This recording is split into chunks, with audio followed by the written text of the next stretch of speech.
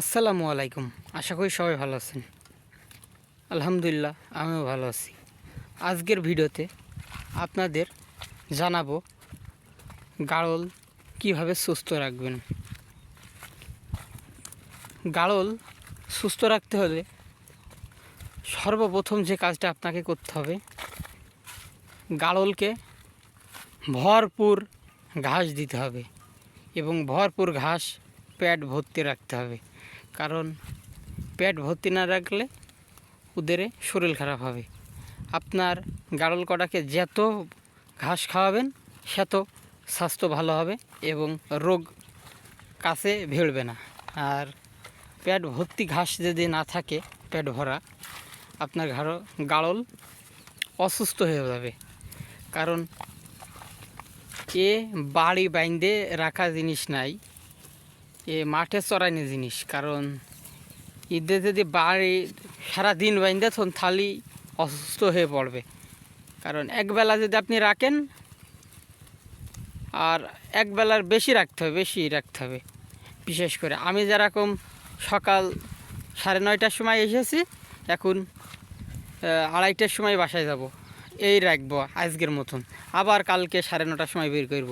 কারণ আমিও একবেলায় রাখি, কোনো দিন আপনার 2 বেলায় রাখি, আর কাজ থাকলে একবেলা রাখি। কারণ 9:30টার সময় এসে 2:30-3টে পর্যন্ত আমি গাড়ল খাওয়াই মাঠে। আজকে যেরকম 2টো পার হয়ে গিয়েছে, 9:30টায় আইসি, 2টো পার হয়ে গিয়েছে। এখন আমি 2:30-3টে পর্যন্ত গাড়ল খাওয়াই, বাড়ি চলে যাব। কারণ আমার গাড়লের একদম পেট লোড হয়ে গিয়েছে। এই যে দেখেন, এই বাচ্চাটা কী খাওয়া খাইয়েছে দেখেন, পেট ফুলে একদম লোড হয়ে গিয়েছে। তারপরেও কিন্তু আমি খাওয়াচ্ছি আর খাচ্ছু। এখন এরকম ভরপুর খাওয়াই নিয়ে গেলে কিন্তু বিকেলবেলা মাঠে আসতে চাই না। আমি নিয়ে আনার চেষ্টা করেছি 2-3 দিন, খুব কষ্ট হয়, এই জায়গায় দায়িত্ব থাকে। কিন্তু মাঠে চলে আসলে কম বেশি খাই, কিন্তু বাড়ির থেকে আনা খুব মুশকিল। কারণ এই যে পেট ভরে দেখতে পাচ্ছেন কীরকম হয়ে, দেখেন পেট ভরে বালিশ হয়ে গিয়েছে। প্রত্যেকটা গাড়লের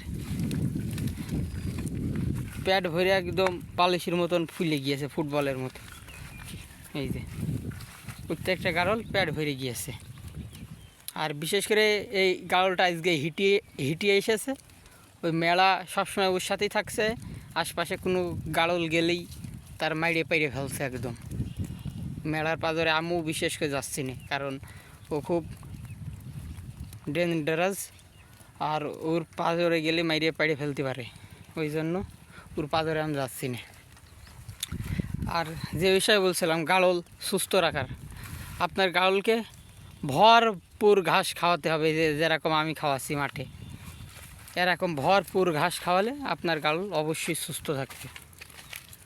আর প্রত্যেকটা গাড়লের পেট দেখেছেন কীরকম? এই যে আমার সামনে যে গাড়লটা আসছে দেখেন, ফুটবলের চেয়েই মনে হচ্ছে পেট মোটা। 2টো পেটে কী অবস্থা দেখেন, একদম সেই রকম সব খাইয়ে পেট ভরে ফেলেছে, তারপরেও খাচ্ছে। এরকম নিয়মিত গাড়ল যদি আপনি খাওয়ান, পেট ভরি আপনার গাড়ল অসুস্থ হবে না। আর বাসায় আমি নিয়ে যাই আসরের আজানের পর আমি 1-2 ধামা ঘাস দেবো, আবার রাত্রে খাওয়াবো। কারণ এই ঘাস এখন যা খাইয়ে যাচ্ছে, বাসায় যেয়ে আর ঘাস খাবে না। তারপরেও আমি অল্প কিছু ঘাস দিয়ে থবো, কারণ ওর খিদে লাগলে ওরা খাবে। আর রাত্রে ঈশার সময় আমি ঘাস দিই নিয়মিত, রাত্রে একদম ডেরি লোড করে ঘাস দিয়ে থুই। কারণ ওদের পেট ভরপুর থাকলে অসুস্থ হবে না গাড়ল। আর পেটে ঘাস না থাকলে গাড়ল অসুস্থ হয়ে পড়বে। ওই জন্য গাড়লকে সুস্থ রাখতে হলে সর্বপ্রথম আপনাকে গাড়লের ভরপুর ঘাস দিতে হবে। ঘাস না খেলে গাড়ল অসুস্থ হয়ে যাবে। আর বাড়ি বাইন্দে যদি গাড়ল পুষতে চান, বাড়ি বাইন্দে অল্প কিছু হলে পোষা যায়, বেশি হলে ঝামেলা। আর বাড়ি পুষা হবে না, কারণ বাড়ি আপনি একরকম খাবার দেবেন, ওই খাবারে সব রকম পুষ্টি থাকবে না। কারণ মাঠের বিভিন্ন রকমের ঘাস খাই, বিভিন্ন পুষ্টি আছে প্রত্যেকটা ঘাসে। কারণ প্রত্যেকটা ঘাসের আপনার অসুখ বিসুখের কাজ করবে। এক একটা ঘাস এক একটা রকমের ওষুধ আপনার গাড়ল। ওই জন্য বাড়ি বেঁধে খাওয়ালে সবসময় একরকম খাবার দেবেন, ওই খাবারে গাড়ল অসুস্থ হয়ে পড়তে পারে। আমি সকালে যেরকম দানা খাবার খাওয়িয়ে নিয়ে এনেছি, দানা খাবার খাওয়িয়ে নিয়ে এসে মাঠে চলে এসেছি।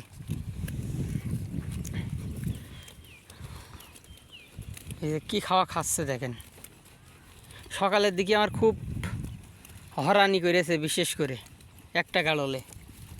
ওই যে ওই গাড়লটা, এই যে এই গাড়লটা অনেক বদমাইশ। সারা মাঠ, এই যে মাঠ, ওই পাটের ওই মাথা ওই যে ওই শেষ মাথা দেখতে পাচ্ছেন, ওই যে কত দূর গিয়েছি দেখেন। ওই গাছ দেখতে পাচ্ছেন, গাছের ওই কোলে আপনার ভুঁই আছে, ফাঁকা ভুঁই এমতি চলে গিয়েছে। ওই যে ধুনছে অনেক দূর, অনেক দূর। ওই ওদিক থেকে ঘুরি তারপরে আমি এখানে নিয়ে আনিছি, কারণ আমার অনেক ঝামেলা করেছে আজকে। এক এক দিকে এক একটা দৌড় মারছে। সকালের দিকে অনেক পরিশ্রম হয়ে গিয়েছে আজকে রাখতে এসে। ওই জন্য ওদিকটা আবার চোর খাতি এদিকে আসলো, এখানে ভালোই খাচ্ছে আর অনেক বেজেও গিয়েছে।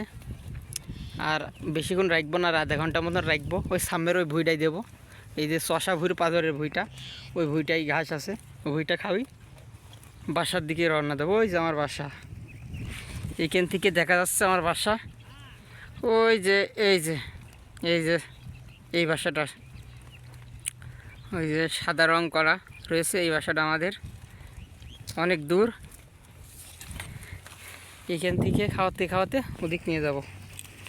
আর একটু আগে রোদ কম ছিল, ওই জন্য ভিডিওটা করা। এখন আবার রোদ বেড়ে গিয়েছে মনে হচ্ছে, থেকে আকাশে সূর্যের উপরে রোদ মেঘলা আসছে, আবার মেঘ সরে গেলে আবার প্রচণ্ড রোদ হয়ে যাচ্ছে। আজকের মতন এখানেই বিদায় নিচ্ছি। সবাই ভালো থাকেন, সুস্থ থাকেন। আসসালামু আলাইকুম।